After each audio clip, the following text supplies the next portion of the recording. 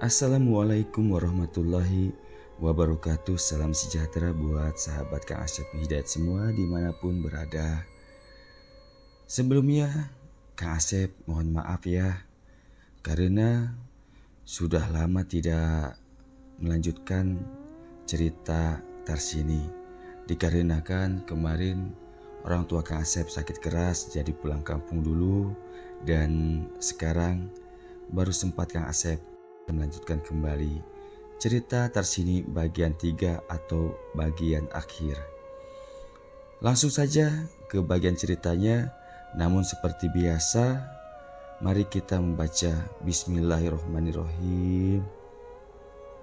Inilah selengkapnya. Suara apa, Bu? Umi gak dengar suara apapun, jawab Umi sambil terus mengupas ubi talas hendak digoreng. Masa iya, Mi? Udah 2 malam ini seperti ada orang menangis di depan rumah kami. Suara perempuan nangis gitu loh, Mi, ujar Bu Cente bercerita dengan ketakutan. Iya Umi, malam kemarin juga ada di depan rumah saya, sambung Bu Marzuki yang baru saja datang langsung menyambung ucapannya. Mendengar cerita dari tetangganya itu, Umi hanya senyum kecut. Lalu ia berkata, "Udah, tenang saja ibu-ibu, insya Allah gak ada apa-apa. Yang penting terus berdoa dan mengaji saja. Alhamdulillah di rumah saya gak ada apa-apa kok," tutur Umi berusaha menenangkan. "Ya udah, ayo dimakan goreng talasnya daripada cerita yang enggak," sambung Umi sembari tersenyum ramah. Namun di dalam hati Umi berkata, "Ibu-ibu, sebenarnya aku pun mendengar suara tangisan perempuan dan bayi itu." Sambil makan goreng ubi talas, tetap saja yang namanya ibu-ibu masih terus membahas masalah tangisan perempuan dan tangisan bayi di depan rumah mereka. "Bu, tadi malam jam berapa mendengar suara perempuan menangis itu?" tanya Bu Cente ke Bu Tanari. "Walah, aku yang ndak sempat lihat jam. Aku langsung masuk ke dalam kamar. Jangankan aku, Bu, suamiku saja yang laki-laki ketakutan," jawab Bu Tanari seraya bergidik ngeri. "Apa itu hantunya Tarsini ya?" Tiba-tiba Bu Marzuki berbicara dengan suara berbisik. Mendengar Bu Marzuki mengatakan apa itu hantunya Tarsini, seketika Umi yang sedang menggoreng menghentikan aktivitas sejenak. Lalu ia membantahnya. "Hus, gak boleh begitu Bu, gak baik ngomongin orang yang sudah gak ada, kasihan dia Bu," pungkas Umi dengan suara sedikit ditekan. Mendengar bantahan Umi, ibu-ibu langsung terdiam dan hanya saling pandang saja. "Lalu suara siapa Umi? Karena sebelum Tarsini meninggal, di desa ini nggak pernah dengar apa-apa kalau malam," jawab Bu Cente seakan membenarkan pertanyaan Bu Marzuki. "Begini saja, seandainya ia pun itu mendiang anak angkat saya, lebih baik kita doakan supaya dia di sana bahagia dan tenang," jawab Umi supaya mereka tetap berpikir positif. "Tapi saya yakin itu bukan Tarsini, melainkan jin yang berusaha menjerumuskan kita supaya kita ketakutan dan akhirnya kita syirik," sambung Umi lagi. Hari kelima, Pak Ustadz dan Wak Jono ke Pekanbaru. "Mi, Bapak kok lama kali ya beli mainannya? Kapan Bapak pulang?"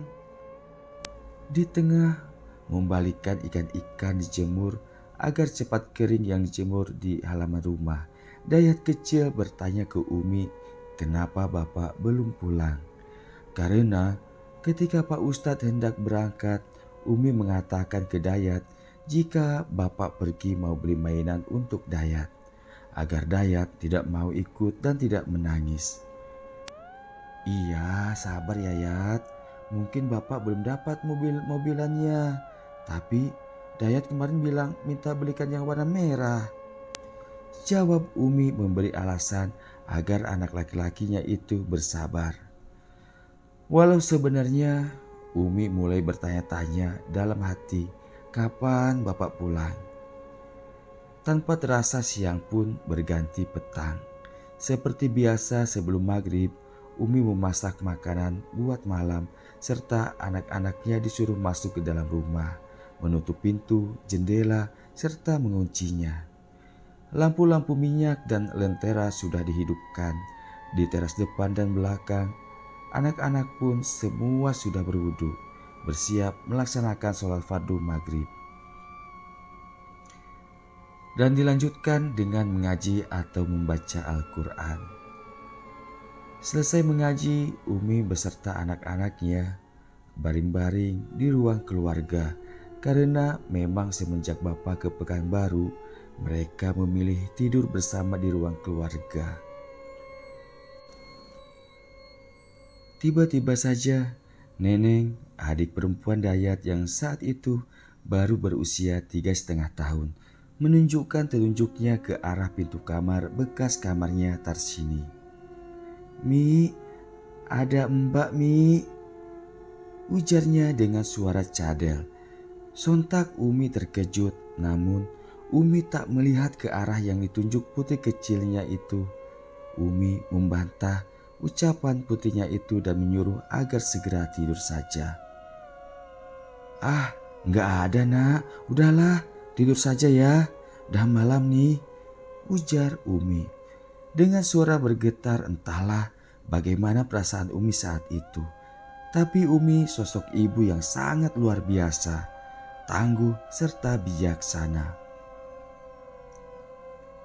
Umi pun menidurkan anak-anaknya seperti biasa, didendangkan dengan sholawat Nabi.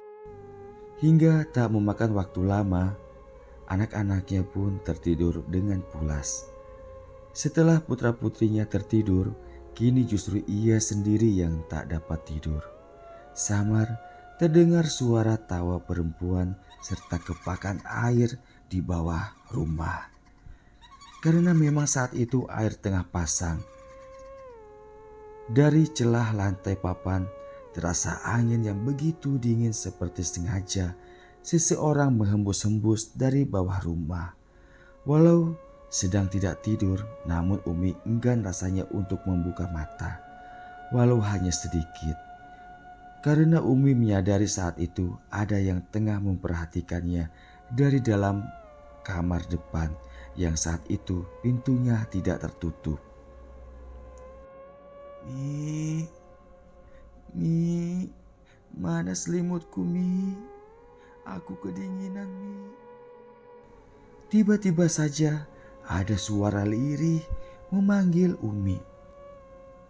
Posisi Umi saat itu tengah berbaring, miring menghadap ke dinding sembari memeluk Neneng, membelakangi pintu kamar Teh Nunung anak ketiganya dan bekas kamar almarhumah. Mendengar suara seseorang memanggilnya, Umi sedikit pun tak bergeming karena ia sangat mengenal dengan baik suara itu. Namun tak hanya sampai di situ saja. Jantung Umi serasa berhenti berdetak seketika. Tiba-tiba saja Umi merasakan ada telapak tangan yang memegang pada pergelangan kakinya. Terasa begitu sangat dingin, sedingin es. Seketika tercium aroma seperti aroma jenazah tengah dimandikan. Menyeruak seakan memenuhi ruangan keluarga rumah Umi. Dengan tubuh gemetaran serta bulu roma meremang, Umi kini nekat bangkit dari baringnya, lalu ia menguatkan sepenuh hati dan jiwanya. Namun posisinya masih menghadap ke bagian dinding. Lalu Umi berkata, "Aku tahu kamu bukanlah Tarsini. Jika kamu jin korinnya Tarsini, Kenapa kamu lakukan ini pada Tarsini? Kasihan Tarsini. Semasa hidupnya sudah menderita dan sekarang kamu berbuat seolah-olah Tarsini tidak tenang. Aku yakin Tarsini sekarang sudah bahagia karena dia mati karena melahirkan dan itu syahid di mata Allah. Dan jika engkau jin jahat, maka kau akan kuhancurkan. Demikian Umi berkata, seraya tangannya meraih gelas di tepi lantai. Lalu dengan satu kali gerakan Umi berbalik sambil menyiramkan air di gelas itu. Begitu Umi membalikkan badan dengan sekali gerakan, begitu jelas Umi melihat sesosok perempuan tengah membelakangi Umi menghadap pintu kamar bekas Tarsini. Dan tentu saja telak mengenai punggung sosok itu. Seketika terdengar suara jeritan yang bisa membuat semua orang bergidik bila mendengarnya. Seketika itu pula sosok itu menghilang, menyisakan kepulan asap putih dan berangsur hilang melalui ventilasi pintu dan jendela rumah itu. Setelah makhluk itu menghilang, sejenak Umi menghela napas lega. Sambil terus berzikir dalam hati, Umi berdiri dan melangkah, mengambil bungkusan putih yang terletak di meja. Setelah berada di tangannya, kemudian Umi menaburkan garam itu ke sekeliling rumahnya di bagian dalam. Setelah selesai, Umi pun ke dapur dan berwudu di kamar mandi yang ada di dekat dapur itu. Setelah berwudu, Umi kembali ke ruang keluarga. Terlihat anak-anaknya tengah tidur pulas. Kemudian Umi mengenakan mukena dan melaksanakan sholat malam dan dilanjutkan dengan berzikir. Setelah berzikir, lalu Umi berdoa dan berbisik sangat pelan. Pak, cepatlah pulang jika semua urusannya sudah selesai. Entah cara apa yang Umi lakukan.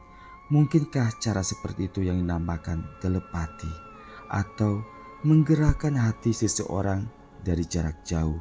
Wallahu a'lam. Singkat cerita, di hari ke-7 Pak Ustadz dengan Wak Jono ke Pekanbaru. Warga yang tersisa di desa itu semakin resah. Pagi-pagi mereka datang ke rumah Pak Ustadz, namun saat itu yang mereka jumpai hanya Umi dan anak-anaknya. Di pagi yang sungguh saat itu tidak cerah, karena 2 minggu terakhir memang desa itu terus diguyur hujan. Walau tidaklah terlalu deras hujannya, namun cukup membuat suasana hati begitu terasa sedih dan mencekam. Apalagi bila malam mulai menjelang. Para sahabat Kang Asep Hidayat semua tentunya bisa membayangkan bagaimana suasana desa itu. Desa yang sangat luas bisa menampung ribuan kakak. Dan saat itu hanya dihuni 8 kakak saja. Tak ada listrik, tak ada komunikasi, bahkan jauh dari segala akses. Lanjut cerita. Assalamualaikum. Sisa warga yang ada datang ke rumah Ustadz bukan untuk demo nih, tapi mereka hanya ingin mengadu karena memang saat itu hanya Pak Ustadz dan Umi tempat warga bercerita segala keluh kesahnya. Walau saat itu Pak Ustadz dan Umi tergolong masih muda. Waalaikumsalam. Dari dalam Umi menjawab salam, lalu pintu pun dibuka. Loh, ada apa nih ramai-ramai? Ayolah masuk. Sapa Umi sekaligus mempersilahkan pada tamu-tamunya. Ndak usah Mi, di sini saja kita ngobrolnya, jawab Pak Cente. Oh, ya sudahlah. Ibu-ibu ayo masuk bantu bikin kopinya. Ajak Umi ke ibu-ibu. Lalu ibu-ibu itu pun masuk ke rumah Umi dan langsung ke dapur. Oh ya, ada apa nih rame-rame? Tanya Umi membuka obrolan setelah bapak-bapak itu duduk di balai-balai atau teras rumah Umi. Begini Mi, kira-kira kapan ya Pak Ustadz pulang? Kini Pak Marjuki yang langsung bertanya ke Umi. Umi dengan senyum menjawab dengan bijak. Insya Allah Bapak hari ini pulang. Doakan saja beliau selamat dan lancar segala urusannya ya. Amin. Mereka mengaminkan ucapan Umi. Cuma Mi, kami datang ke sini mau minta izin untuk menyambung rumah Umi sama Pak Ustadz untuk tempat tinggal kami Mi. Karena kami sudah tidak tahan lagi. Setiap malam selalu saja ada gangguan. Jawab Pak Marjuki menjelaskan. Sejenak Umi terdiam mendengar keluh kesah serta rencana para warga. Namun dengan tanpa ragu Umi mengambil keputusan dan menjawabnya. Ya udah, jika memang itu yang bisa membuat bapak-bapak tenang dan nyaman, silakan saja. Jawab Umi memberi izin. Tapi Mi, apa sebaiknya nunggu Pak Ustadz datang dulu? Tanya Pak Marjuki lagi. Oh tidak usah, biar nanti saya yang bicara sama bapak ya. Oh ya, kapan akan dikerjakannya? Sambung Umi. Sekarang juga Mi, dengan pasti mereka menjawab. Singkat cerita mereka dengan kompak bahu-membahu menyambung rumah Pak Ustadz untuk tempat tinggal mereka. Dengan pertimbangan, dengan berkumpul mereka bisa saling melindungi jika ada sesuatu hal mengganggu. Karena rumah mereka saat itu memang berjauhan. Pemikiran mereka menyatu dengan rumah Pak Ustadz. Mereka merasa aman. Ya, begitulah pemikiran mereka saat itu. Atas dasar apa, mereka jugalah yang tahu. Menjelang sore, bangunan sudah selesai. Karena memang pembangunan itu dibuat darurat, tidaklah dengan model dan desain bagus. Yang penting ada tempat untuk tinggal. Sebelum maghrib, mereka mulai berangsur-angsur angkat barang pindah ke rumah Pak Ustadz. Lampu-lampu minyak sengaja mereka hidupkan di luar maupun di dalam rumah lebih awal, sehingga lumayan suasana di luar dan dalam menjadi terang ketika malam tiba. Umi hanya tersenyum tipis melihat mereka yang begitu serius menyambut malam. Di ujung jalan, di mana satu-satunya akses jalan keluar masuk desa, terlihat dari jauh dua orang berjalan kaki memasuki pedesaan yang sepi dan mulai temaram. Karena sesaat lagi siang akan berganti menjadi malam. Dengan langkah cepat mereka berdua berjalan ingin segera tiba di rumah. Peluh membasahi badan karena jarak tempuh dari dermaga lumayan jauh. Dua orang itu, yaitu Pak Ustadz dan Wak Jono, telah kembali dari Pekanbaru. Setibanya di depan rumah, Pak Ustadz merasa heran melihat bentuk rumahnya telah berubah. Ditambah begitu banyak lampu terpasang nyaris di sekeliling rumahnya. Pintu dan jendela tak ada satupun yang terbuka. Assalamualaikum. Pak Ustadz mengucapkan salam. Waalaikumsalam. Kembali Pak Ustadz sedikit terkejut. Beliau mendengar banyak suara laki-laki di dalam rumahnya. Pintu rumah terbuka dan yang membuka pintu itu Pak Marjuki. Alhamdulillah ya Allah. Begitu melihat Pak Ustadz yang datang, Pak Marjuki berteriak senang hingga ia tak malu lagi memeluk Pak Ustadz seraya menangis. Udah, yang tenang. Ayo masuk dulu ya. Kita sholat maghrib berjamaah dulu. Setelah itu kita makan. Dan baru kita ngobrol ya. Ucap Pak Ustadz menenangkan Pak Marjuki. Singkat cerita, setelah melaksanakan sholat fardu maghrib berjamaah dan makan malam bersama, mereka bercengkrama masing-masing bercerita segala pengalaman sepeninggalan Ustadz ke Pekanbaru. Umi hanya diam, tidak ikut menceritakan apa yang telah terjadi kepadanya. Pak Ustadz hanya manggut-manggut mendengar segala keluhan sahabat-sahabatnya itu. Lalu ia mulai berbicara. Bapak-bapak semua, yang pertama dan yang paling utama, kita tidak boleh takut dengan gangguan itu. Kita ini manusia yang diciptakan oleh Allah lebih tinggi derajatnya dari mereka bangsa jin. Dan saya tegaskan, itu bukan Tarsini yang jadi hantu. Karena Tarsini sudah bahagia di sana, insya Allah. Yang kedua, saya mengabarkan bahwa insya Allah 3 hari lagi kita akan pindah ke daerah Kampar. Di mana itu Kampar? Tak perlu saya jelaskan saat ini. Yang penting daerah itu lebih baik dan aman buat kita. Mulai besok pagi segera kemas barang yang mau dibawa. Demikian tutur Ustadz memberikan kabar. Alhamdulillah, terima kasih Ustadz. Kalau tak ada Ustadz, entah bagaimana nasib kami ini. Kami ini bodoh, gak ngerti apa-apa. Ujar mereka dengan penuh haru dan bersyukur atas segala upaya Pak Ustadz yang telah memperjuangkan nasib mereka. Singkat cerita, malam itu pun istirahat dan tidur. Demikian pula Ustadz dan Wak Jono yang lelah pulang dari Pekanbaru. Pukul 2 dini hari seperti biasa setelah apapun Pak Ustadz bersama Umi selalu terbangun untuk melaksanakan sholat tahajud. Dan ketika baru saja Pak Ustadz hendak keluar kamar, hendak menuju kamar mandi untuk berwudu, terdengar suara tangisan pilu dari luar rumah. Kanca-kanca, aja tinggalin insun. Demikian ucap dan suara tangis pilu dari luar rumah berulang-ulang. Mendengar suara itu sejenak Ustadz terdiam.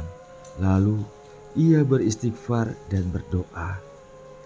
Setelah tidak terdengar lagi suara apapun, Pak Ustadz melanjutkan langkahnya ke kamar mandi bersuci. Lalu beliau melaksanakan sholat malam. Singkat cerita, malam itu malam terakhir di desa itu. Semua barang telah dikemas. Malam itu pun ibu-ibu memasak banyak yang kira-kira tahan untuk seharian di perjalanan. Bapak-bapaknya setelah mengemasi barang, mereka duduk-duduk di ruang keluarga sambil mengobrol. Tak terasa, waktu pun mulai larut malam. Namun entah karena tak sabar lagi esok pagi berangkat atau karena apa, mereka tidak merasakan kantuk. Di luar hujan gerimis terus membasahi bumi dan tiba-tiba saja mereka dikejutkan dengan suara ketukan sebanyak 2 kali pada pintu. Sontak mereka yang ada di dalam merasa terkejut, hanya terdiam dan saling pandang saja. Karena mereka yakin tak ada satupun di antara mereka tengah di luar. Pak Ustadz memberi isyarat agar jangan ada yang membuka pintu itu. Belum lagi rasa takut dan tegang itu hilang. Tiba-tiba saja terdengar suara tangis bayi seakan memecah kesunyian malam yang mencekam itu.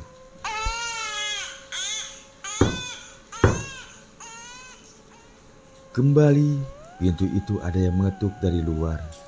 Situasi saat itu begitu menegangkan. Jangankan ibu-ibu, para bapaknya pun terlihat pucat pasi. Kanca-kanca, aja tinggalin insun.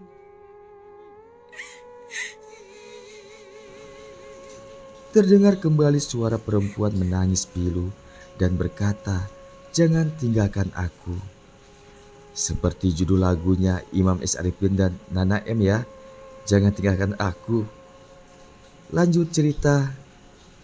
Dalam situasi menegangkan serta menakutkan, terlihat Pak Ustadz berdiri dari duduknya. Lalu beliau mendekati pintu itu. Setelah di depan pintu Pak Ustadz berdehem 3 kali. Entahlah apa tujuannya, hanya Ustadz yang tahu. Perlahan Pak Ustadz membuka pintu dan melangkah keluar serta menutup kembali pintu itu dari luar. Setibanya di luar, Pak Ustadz melihat samar sesosok wanita tengah memeluk seorang bayi di dadanya. Wanita itu dengan rambut tergerai basah terkena hujan, hanya diam mematung dengan kepala menunduk. Dengan perlahan tapi pasti, Pak Ustadz mendekati sosok itu hingga berjarak kira-kira 5 meter dari sosok itu. Lalu Pak Ustadz berkata dengan lembut namun penuh tekanan, "Wahai jin yang di hadapanku, kamu salah sasaran untuk menggoyahkan keimanan kami yang ada di sini. Karena aku tahu kamu bukan Tarsini. Begitu giatnya kamu ingin menjerumuskan kami. Pergi dan jangan kembali atau dengan caraku agar kau pergi." Demikian ujar Pak Ustadz berkata kepada sosok itu. Namun tanpa diduga tiba-tiba saja makhluk itu tertawa mengikik hingga terdengar bagai menggema, merontokkan mental yang ada di rumah Ustadz yang saat itu tengah mengintip keluar rumah. Mendengar makhluk itu tertawa bukannya pergi, tentu saja membuat Ustadz kesal. Seketika Ustadz membaca ayat-ayat suci Al-Quran. Tiba-tiba saja terlihat kilatan terang dari langit yang gelap itu. Kilatan petir itu menyambar telak makhluk itu. Terdengar suara jeritan melengking dari sosok itu yang menghilang bagai ditelan bumi. Pak Ustadz menghela napas lega setelah makhluk itu hilang. Lalu beliau berbalik dan kembali masuk ke dalam rumah. Singkat cerita, setelah melaksanakan sholat fardu subuh berjamaah, 8 kakak yang berkumpul di rumah itu, lalu dilanjutkan sarapan bersama dan dilanjutkan berdoa mohon keselamatan. Lanjut bersiap diri dan pukul 6 pagi dengan mengucapkan Bismillahirrohmanirrohim. Akhirnya Pak Ustadz beserta yang lainnya melangkah pergi, meninggalkan desa itu dengan segala kenangan, suka dan dukanya. Meninggalkan Rosidi, Tarsini, serta bayinya. Selamat tinggal kenangan, selamat tinggal Tarsini. Walau kami tak menjenguk di kuburmu, namun doa kami selalu menyertaimu. Selesai. Kilas info mohon kiranya buat semua sahabat Kang Asep Hidayat yang paling Kang Asep cintai. Limpahkan doa buat tokoh yang ada di dalam cerita ini, karena tokoh yang ada dalam cerita ini sudah banyak yang sudah menghadap Allah. Semoga mereka diampuni segala dosa-dosanya serta diterima segala amal ibadahnya. Yang sudah tidak ada lagi yaitu satu, Pak Acep Aai, yaitu Pak Ustadz ya, ayahnya Kang Asep. Kedua, Nani Hozana yaitu Umi. Ketiga, Pak Marjuki dan nama istrinya Kang Asep lupa. Yang keempat, Pak Cente. Kelima, Wak Jono. Keenam, Rosidi dan Tarsini. 7, Iis Matini, anak pertama Pak Ustadz atau kakaknya Kang Asep ya. Yang kedelapan, Teh Ayi Rohaini, anak kedua Pak Ustadz. Kemudian yang masih ada satu, istrinya Pak Cente. Kedua ya Kang Asep sendiri atau Dayat kecil. Ketiga Pak Tanari beserta istrinya Bu Rantisem. Keempat Deden, anaknya Pak Ustadz atau abangnya Kang Asep. Kelima Neneng, anaknya Pak Ustadz. Keenam Teh Nunung, anaknya Pak Ustadz atau kakak Kang Asep yang nomor 3. Mohon doanya buat mereka semuanya. Dan Kang Asep akhiri kisah ini, semoga bermanfaat serta berkenan. Mohon maaf jika banyak kesalahannya. Dan Kang Asep akhiri, wassalamualaikum warahmatullahi wabarakatuh.